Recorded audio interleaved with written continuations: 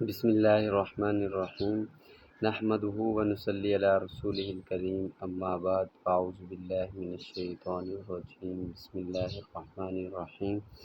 میں آج آپ کو سجدہ صحیح طریقے سے کرنے کا طریقہ سنت کے مطابق بتاؤں گا۔ سجدہ کرنے کا ٹھیک طریقہ کیا ہے؟ سجدہ اس طرح کرنا چاہیے کہ ہاتھوں کے نیچے زمین پر رہیں اور کلائیاں اور کونیاں زمین سے اونچی رہیں اور پیٹ رانوں سے علیحدہ رہے اور دونوں ہاتھ پسلیوں سے الگ رہیں۔ سب سے پہلے آپ نے جب سجدے میں جانا ہے، سب سے پہلے اس طرح نیچے ہاتھ لگانے ہیں زمین پر۔ ان کے درمیان میں صرف اتنا فاصلہ ہونا چاہیے۔ پھر ان کے درمیان میں سب سے پہلے آپ نے ناک نیچے لگانا ہے، پھر پیشانی لگانی ہے، پھر اس کے بعد آپ نے تسبیح پڑھنی ہے، سبحان ربی الاعلیٰ، سبحان ربی الاعلیٰ، سبحان ربی الاعلیٰ 3 یا 5 مرتبہ۔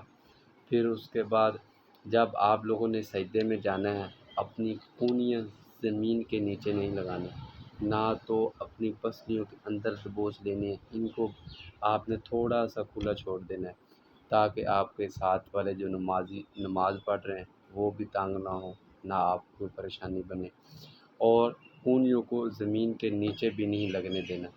جب سجدے سے اوپر اٹھنا ہے، اٹھنے کی حالت یہ ہے، پہلے آپ